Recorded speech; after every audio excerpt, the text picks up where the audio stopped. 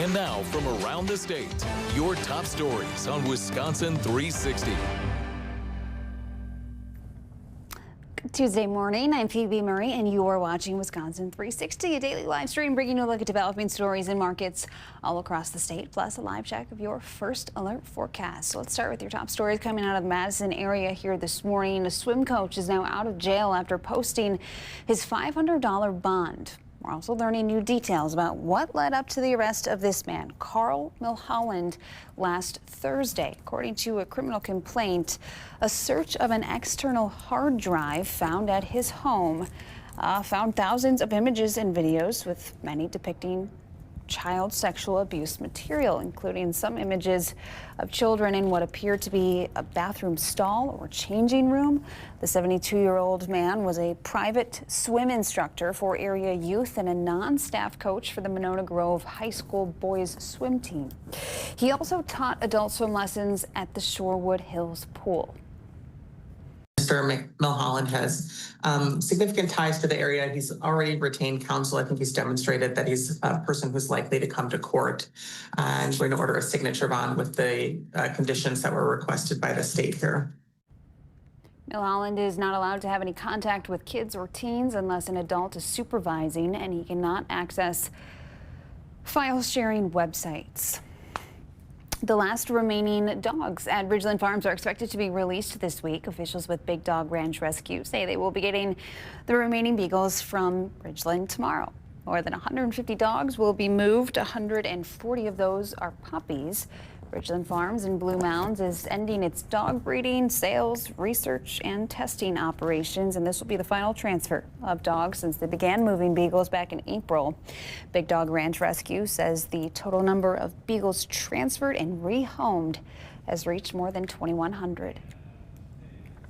Well, today is the Wisconsin primary, and there are several high-profile races that you will see on your ballot today. That includes deciding who the two candidates will be in the race for the governor's office come November for the general election. On the Democratic side, you will be able to choose between 4 candidates. From left to right, you have Francesca Hong, Kelda Royce, Joel Brennan, and David Crowley. However, you will see 7 names listed.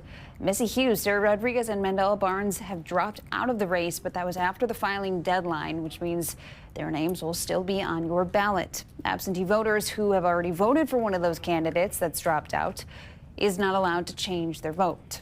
And on the Republican side, you've got 2 options, Tom Tiffany and Andy Mansky. Today's races are considered a partisan primary, meaning you can only cast a ballot in one party's primary. Voters cannot mix Democratic and Republican partisan contests on the same ballot.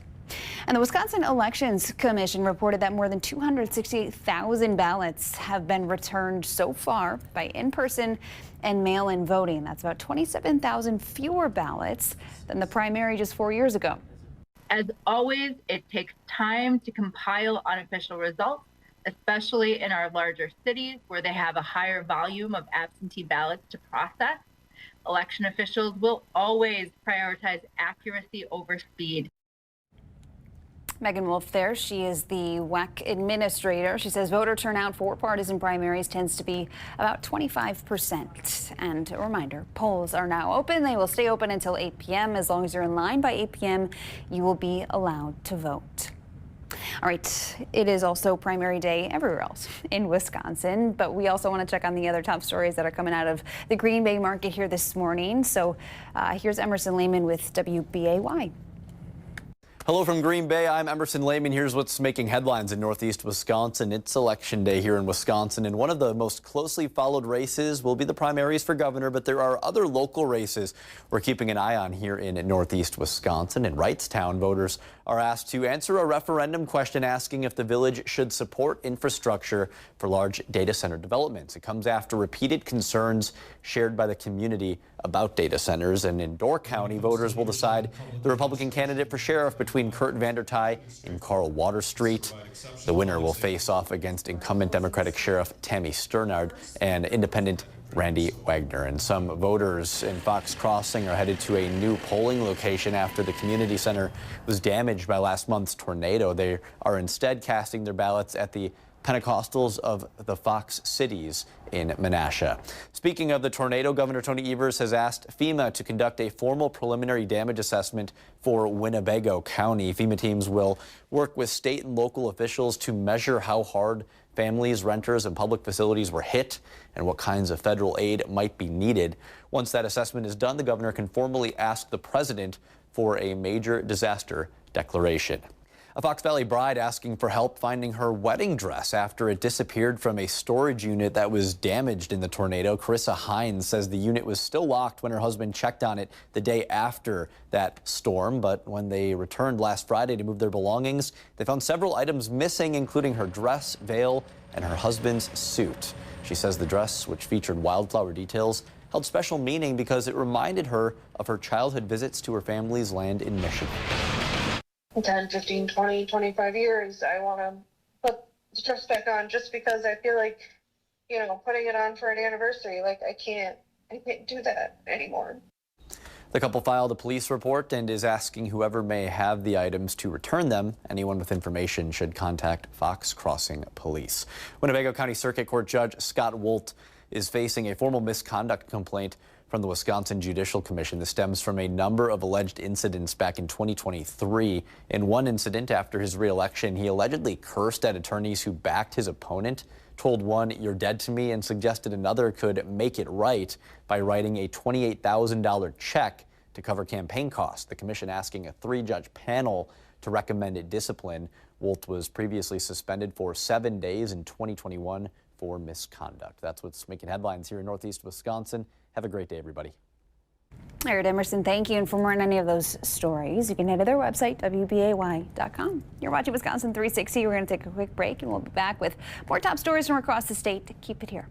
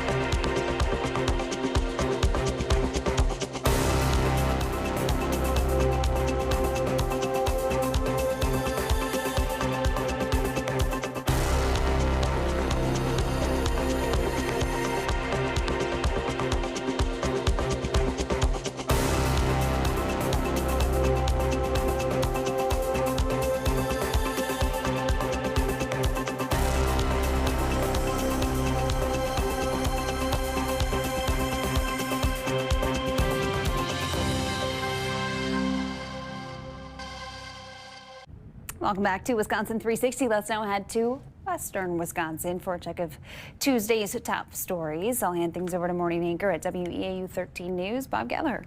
This is a Wisconsin 360 update from WEAU 13 News. I'm Bob Gallagher. The Trump administration is proposing several sweeping changes to the Head Start child care program. The proposal would significantly reduce federal standards and regulations on the early childhood program. The changes would eliminate student-to-teacher ratios, slash administrative funding, and reduce qualifications for Head Start staff. Those in favor of the program say this will open up space for more children to receive care, but critics worry this will reduce the quality of the program. Would be really hard for us to have higher ratios, so less staff, more children. In theory, we would love to serve every child that needs services from Head Start. Unfortunately, with funding and with ratios that make sense in the classroom, that's just not possible. And the proposal will be open for public comment until early October. Solberg says there's no way to know if the Trump administration will take them into account, but hopes people who voice their opinions are heard. Congressman Derek Van Orden and Wisconsin hospital leaders are touting Medicaid funding for the Badger State. Earlier this year, the Centers for Medicare and Medicaid Services, or CMS, approved Wisconsin's request to keep the state's 6% hospital provider tax instead of having to follow new federal limits. This means Wisconsin will get about $1 billion more in federal Medicaid funding. Lawmakers say that Money is designed to put Wisconsin on more even ground with other states while helping hospitals and clinics provide high-quality care for patients across the state. 15 years ago, healthcare insurance companies' profits have increased 1,300 times. That's the insurance company. Amplify's profit margin did not increase 1,300 times. So those monies were redirected to a place they should not have been 15 years ago. So what we're doing here is we're trying to make sure that every single person that needs medical care in the United States of America, American citizens, has access to that care. It's important to note that Wisconsin also faced Medicaid cuts because of the One Big Beautiful Bill Act. Those costs are projected to cost the state $7 billion over the next decade. An estimated 76,000 Wisconsinites will lose health coverage. Well, Regis Catholic Schools has named its new athletic director. Amy Peterson-Foss will take over the position, bringing 20 years of experience in athletics and leadership to Regis. In the announcement, Peterson-Foss says, in part, my goal is to create an athletic experience where students feel supported, challenged, and proud to represent Regis. The announcement comes after the Regis athletic program faced scrutiny for allegations of misconduct in the Regis Altoona Co-op wrestling program. Shortly after that story came out, the head coach of the girls basketball program resigned, saying one of the reasons was differences with Regis leadership. The previous athletic director, Michael McCorney, announced his resignation in May. That was before several of the allegations of the athletics program became public. Peterson-Foss will officially step into the role on Monday, August 24th. And that's Check of Your News headlines in Western Wisconsin. I'm Bob Gallagher. Have a great day. All right, Bob, thank you. That does it for us here on Wisconsin 360. But hey, if you'd like to check out any of those stories you just heard about from the Eau Claire area, you can head to 13 News' website, which is weau.com. All right, so that is it for us here today. I think we may have a check of your first alert forecast. We've been dipping in and out of some thunderstorm warnings, which means that we have to cut into programming. But we do have both Delaney Bowles and Charlie Shortino here for the weather department. We'll hopefully get a check of their first alert forecast a little bit later today. But otherwise, have a great Tuesday.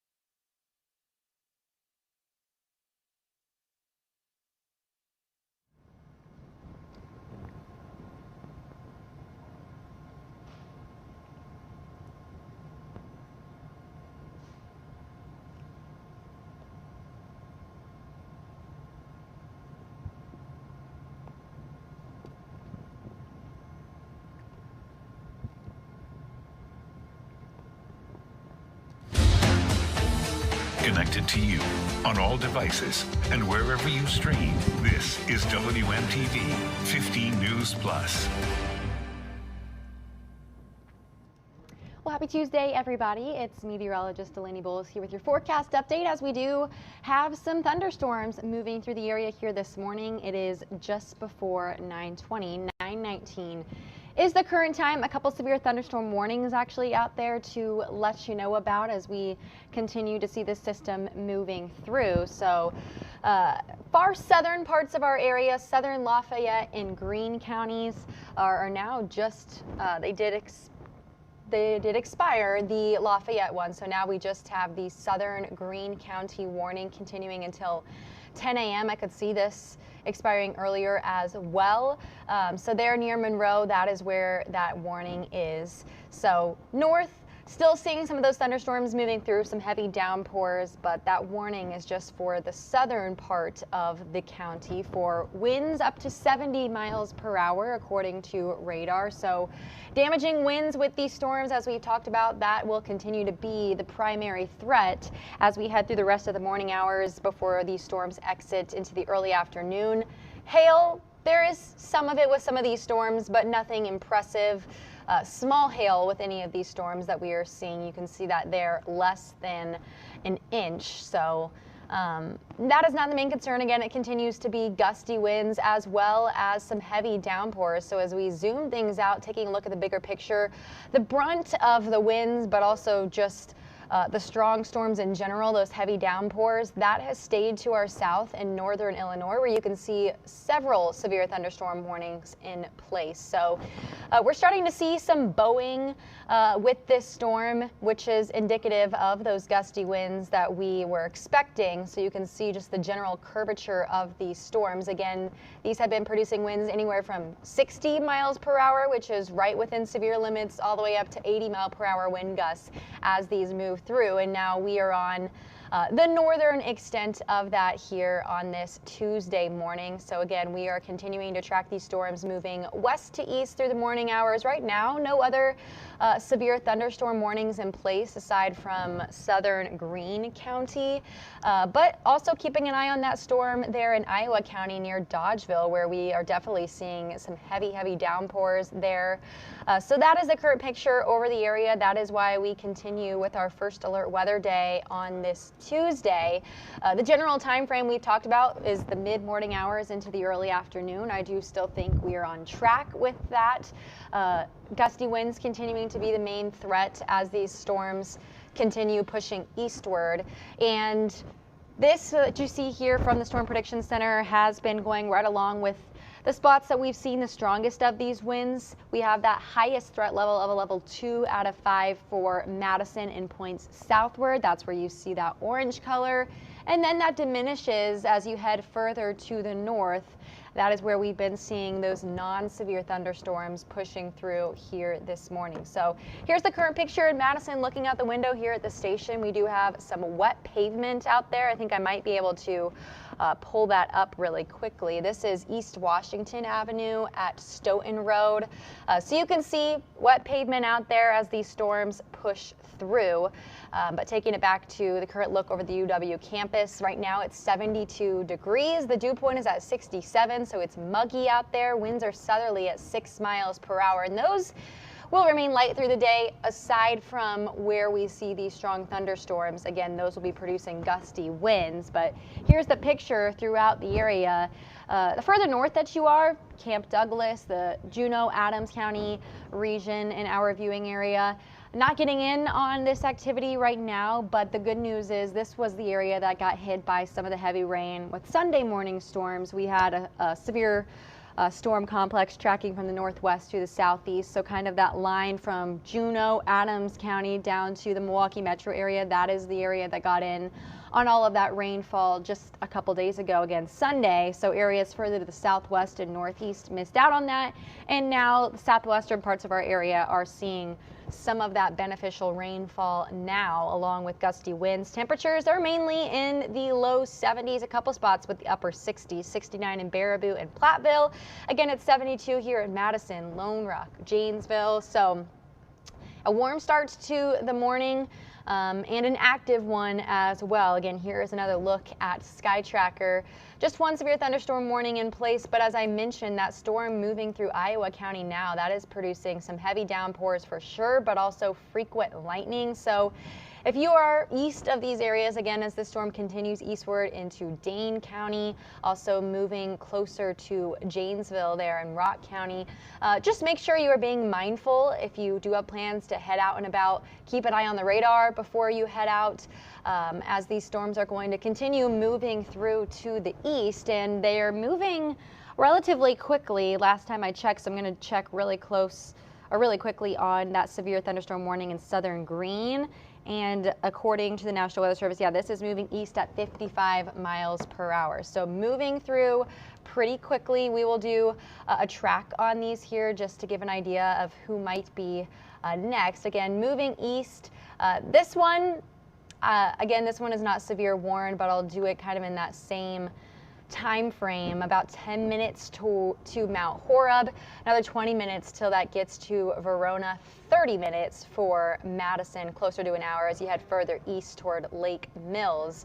And then as we do a track again on that southern storm in Southern Greene County, that again is moving at 55 miles per hour to the east. So it'll be in Brodhead in just about 10 minutes, another half hour for Janesville, and then as that heads closer to Geneva, that area closer to an hour. So that'll put us, again, late morning into the early afternoon as those storms really get to the far eastern part of our area before pushing out over Lake Michigan. So as we put things in motion, again, this is just 5 minutes before 9:30. So that is the current picture, pretty accurate with what things are looking like across southern Wisconsin. Storms will continue moving eastward into the early afternoon hours. So midday around 12, 1 o'clock, that's when we can start to see those exiting the region, moving eastward over Lake Michigan. This is 1 p.m.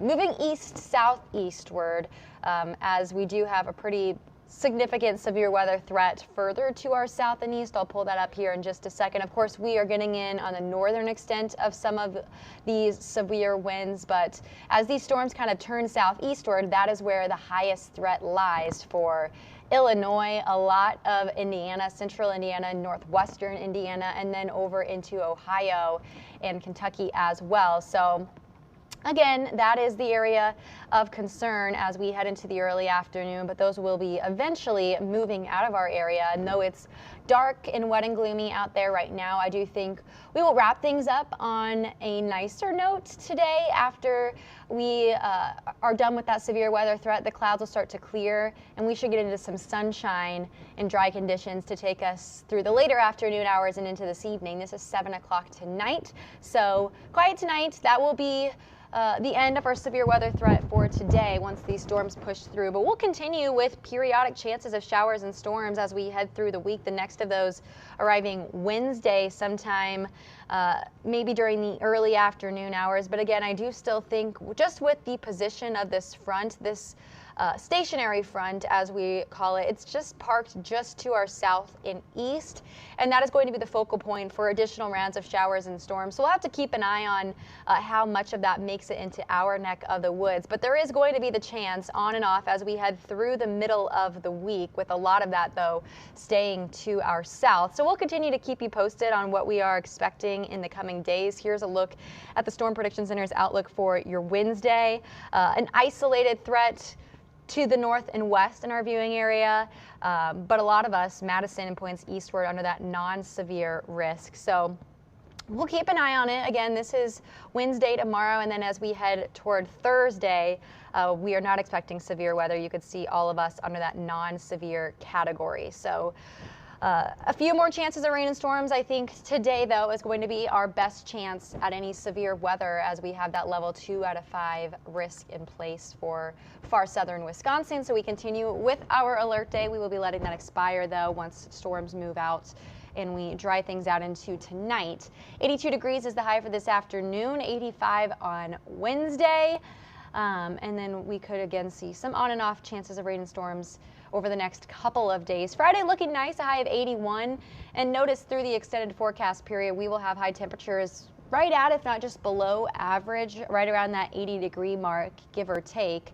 And then as we head into the weekend, showers becoming likely as we head into Saturday before a quiet end to the week, taking us into next week. So a little bit of an unsettled pattern here for us, but no single day is going to be a complete washout, so I wouldn't go to cancel any plans or things like that. Of course, today is just going to be the first half of the day before we actually end things on a nice note. So just make sure to continue to check in with the forecast, as there will be changes as we continue through the week. But otherwise, that is all we have for you for now for your 15+ First Alert Weather streaming show. We will continue to bring you all of the updates as we head through the morning. Should any additional severe thunderstorm warnings be issued, we will keep you posted. I'll look, nothing still in regard to that storm over Iowa County, so still just continuing with southern Greene County for that severe thunderstorm warning. We will be live on air in about an hour and a half at 11 with all the latest weather updates as we head through the rest of the day. But for now,